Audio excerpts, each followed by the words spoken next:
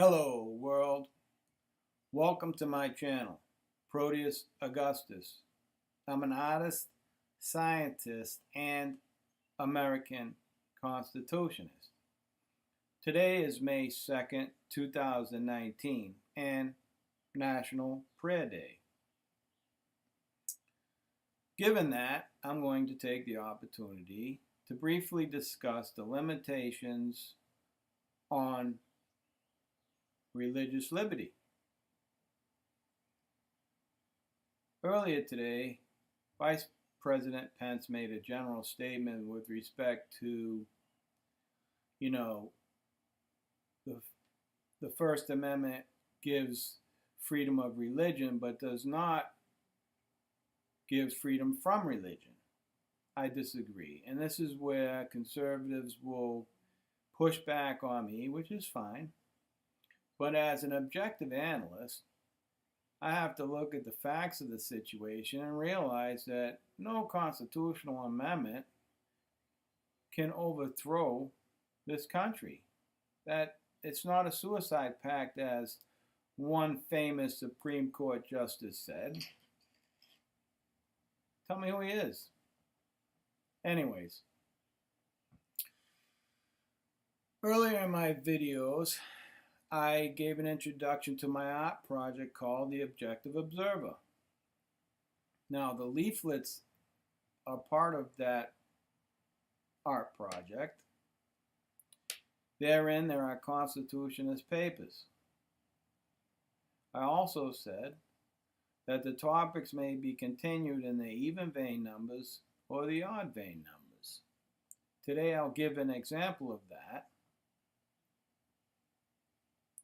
Now, before I do that, it's important to communicate that I went to Catholic school for 12 years, culminating in my graduation from high school. The other important thing that I need to communicate is during my journey in the Catholic schools, I chose not to confirm myself a Catholic.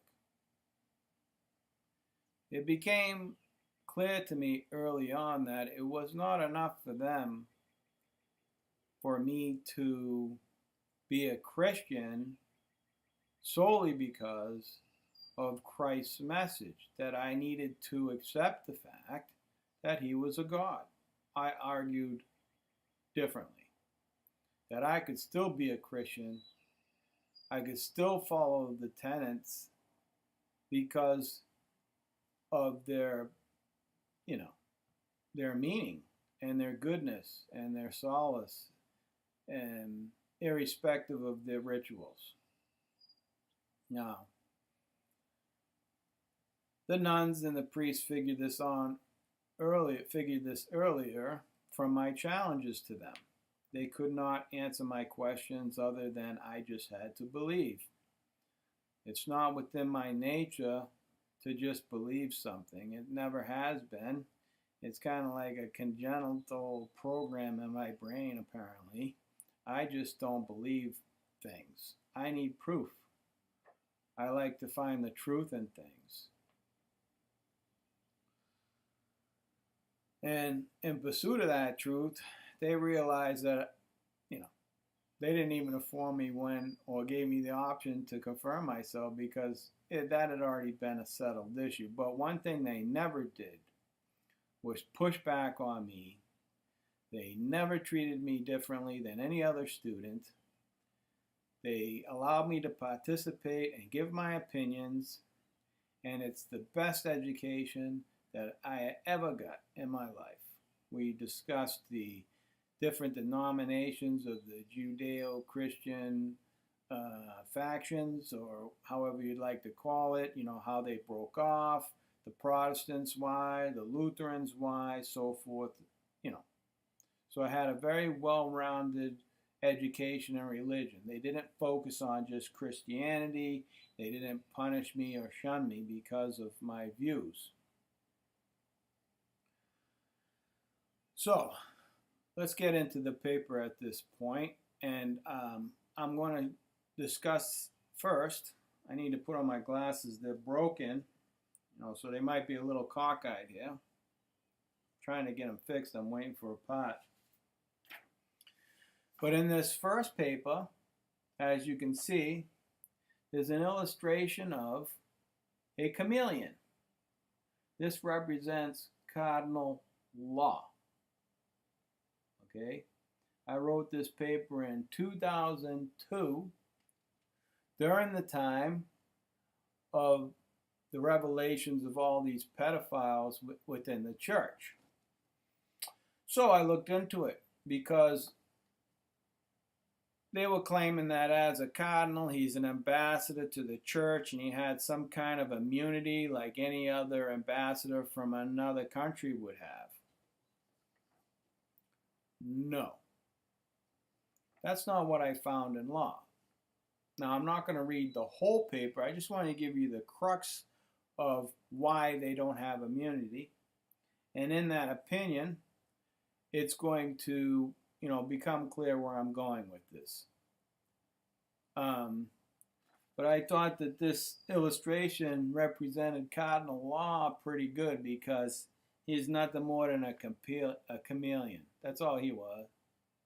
Nothing like the priests and the nuns I grew up with.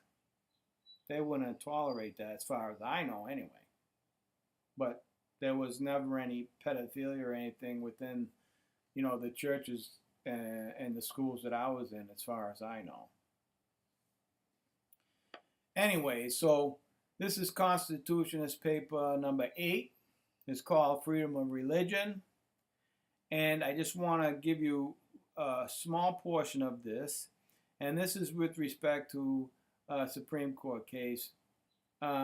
This is Employment Division, Department of Human Resources of Oregon, et al., v. Smith, et al., 494 U.S. 872.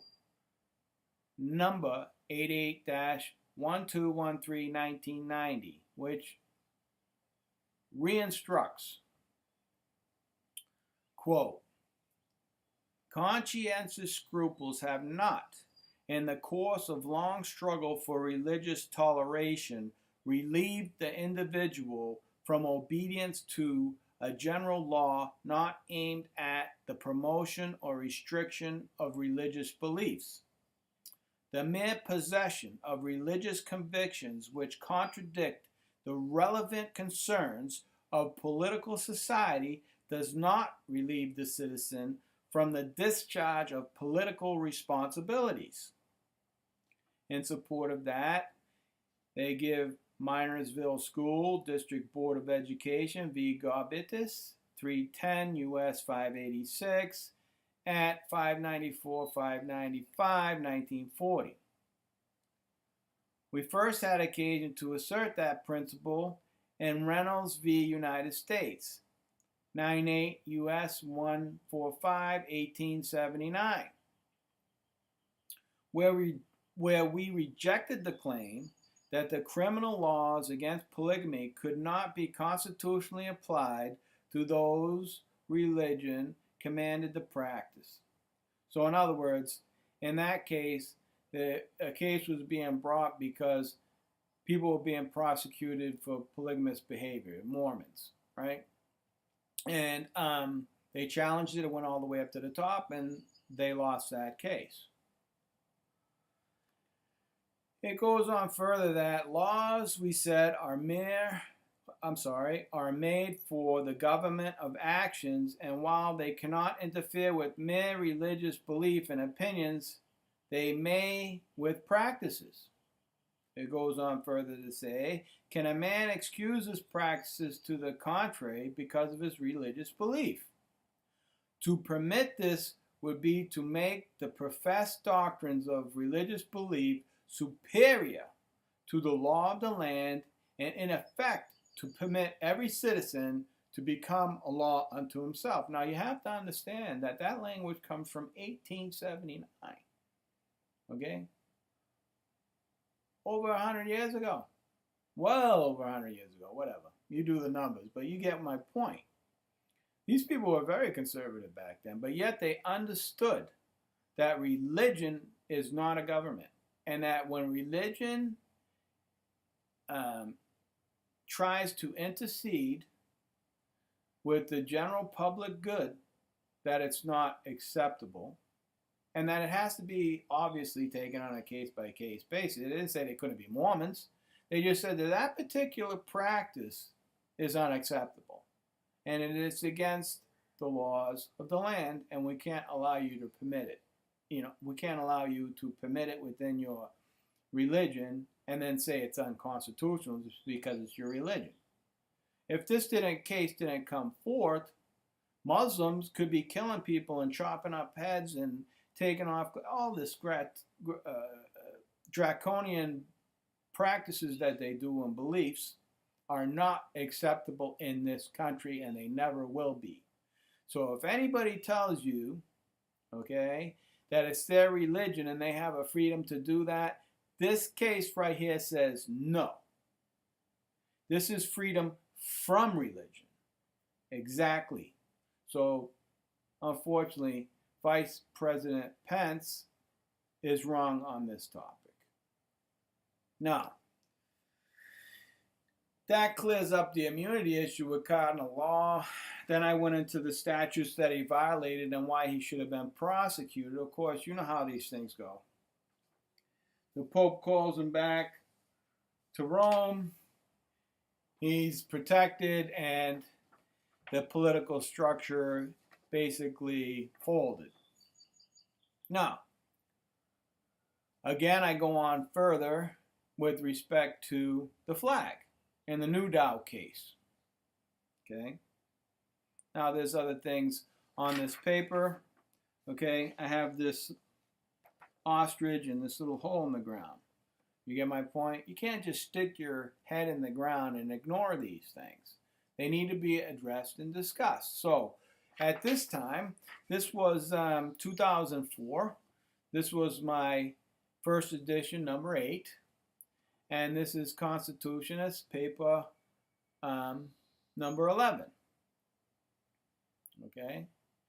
And, of course, I'm not going to go through all the case law to make my opinion. That's why I have leaflets, and that's why in the future, if anybody sees my art project, they're blown up and they're framed and everything so that people can read it and associate it with all the other art pieces. But the important part of this Constitutionist paper comes to the word God in the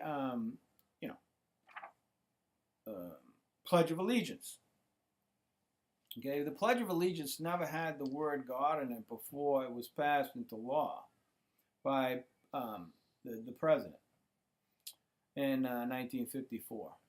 Okay, and this is what turned the case for me, was what the president said. It's not merely a historic, like, on on our monies where it says "In God We Trust." I mean, that's historic. It's not the same thing as monuments like Confederate generals. I mean, those are memorials. Those are to their deaths or things like that. No. This was an explicitly stated position by the President of the United States, who is the chief law enforcement officer of the land, not the Attorney General, which is being said today. No. The President of the United States is the chief law enforcement of the United States. And in another video that I have prepared, I'm going to get into why that is. But as being the chief law enforcement of the United States, he's entitled to give his opinion on the law. Okay? Just as the legislators write the law, he has the power of veto. And in that power of veto, he can give his position with respect, or if he doesn't veto, if he signs it into law, he can give his position is legislative. He's not a legislator, but it becomes part of the legislative history when the president signs a bill into law or vetoes it. And he does that with an opinion. And that becomes part of the legislative history. So if you want to go back and see why God was inserted into the Pledge of Allegiance, this is why. I went to the Library of Congress and got the newspaper. Okay? The president, in approving, and then this was on June 14th, 1954. The president, in approving the resolution, issued this statement, quote, "From this day forward, the millions of our school children will daily proclaim in every city and every town, every village and rural schoolhouse, the dedication of our nation and our people to the Almighty. In this somber setting, this law and its effects today have profound meaning. In this way, we are reaffirming the transcendence of religion, faith in America's heritage and future. In this way, we shall constantly strengthen those spiritual weapons which forever will be our country's most powerful weapon." Now that's a quote in the New York Times, 6/15/54, page 31, President Hale's revised pledge. Now that's not an opinion. This is of the paper. This is the actual quote that you can find that he said. So what he's saying is, and in my opinion, that's an establishment of religion. They put a law into place for the sole purpose of preserving their religious beliefs and imparting that onto the citizens, when that's the job of the church. Now, the reason why he did that was because of the communists, okay, and their atheist beliefs. It's not a good enough reason, okay? So that opinion right there, okay, is unconstitutional. Now, if they said, oh, we mean God in general, you know, the powers that be or whatever. No, that's not what this was about. And, you know, when the framers wrote the First Amendment, well, their idea of religion was a peaceful religion, a pacifist religion, rights, you know, that are practiced, you know, through funeral, through marriage, through general community, in a good sense, not in a bad way. I mean, it'd be interesting to find out what their opinions are on Islam today. I guarantee you they would not protect those. But over the years, the Supreme Court has already addressed that. So, just to be clear, there are limitations that protect us from religion. And that's just the way it is. A person, a religious person, cannot force his beliefs on you. You have the right to ignore them, like I did when I went to school. Okay, now, if I was a Muslim, they probably would have killed me. Okay? So why don't you compare that to the school I went to? Okay, I took away a lot of moral values that are very important to me, that were taught to me mostly by nuns, because they're pure, they're honest, and they are reconciliatory. They are somber, and it helps you to appreciate other human beings, other life in general. Okay? So, with that, I hope I've made a small point in what I'm saying here. Okay, that there are limitations. So, Vice President Pence, you're wrong on this one. Till next time, think free and be free.